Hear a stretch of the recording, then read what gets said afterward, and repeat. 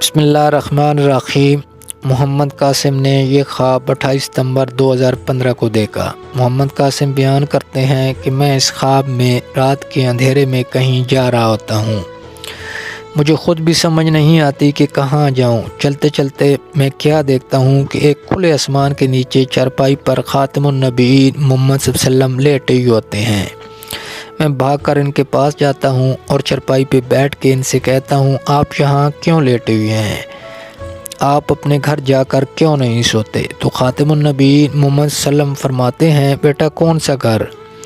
جو گھر میں نے بنایا تھا اس میں کچھ لوگوں نے قبضہ کر لیا ہے، اور میرے گھر میں جو لوگ میرے ساتھ تھے وہ گروہ کی شکل میں گھر سے بھاگ گئے ہیں، اور جن لوگوں نے میرے گھر پہ قبضہ کیا وہ میرے گھر کو بری طرح سے توڑ رہے ہیں۔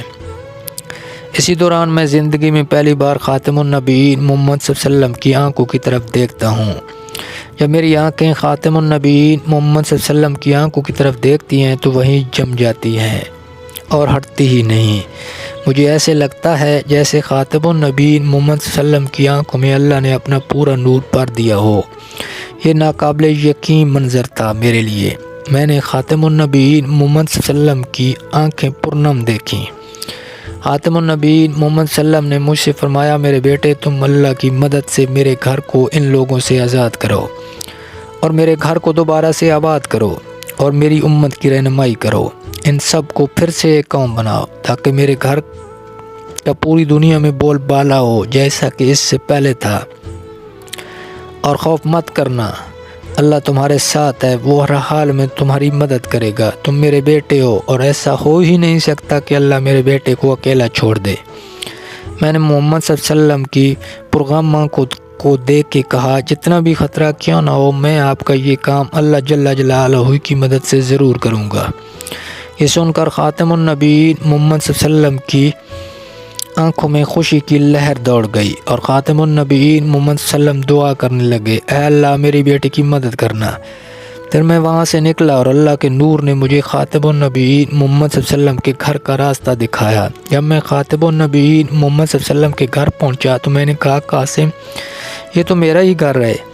پھر میں نے دیکھا کہ گھر کی چھت پہ کچھ مسلح لوگ ہیں جو گھر کی نگرانی کر رہے ہیں تاکہ کوئی اندر نہ آ سکے۔ اچانک میں اپنے دائیں ہاتھ کی شہادت کی انگلی پہ اللہ کا نور دیکھتا ہوں، اور پھر میں اسی نور سے ان کو ختم کرتا ہوں۔ پھر میں گھر کے اندر جاتا ہوں تو کیا دیکھتا ہوں کہ پورا گھر کھنڈرات میں بدل گیا ہوتا ہے، جس کا مجھے بہت افسوس ہوتا ہے۔ پھر میں مسلمانوں کو ڈھونڈتا ہوں کہ سب کہاں گئے ہیں اور ان سب کو میں کیسے بلاؤں۔ پھر میں اللہ اکبر کہتا ہوں تو کچھ لوگ میری آواز سنتے ہیں اور کہتے ہیں، یہ کون ہے جو خاتم النبیین محمد صلی اللہ علیہ وسلم کے گھر سے آواز بلند کر رہا ہے؟ پھر اچانک میری آنکھ کھل جاتی ہے۔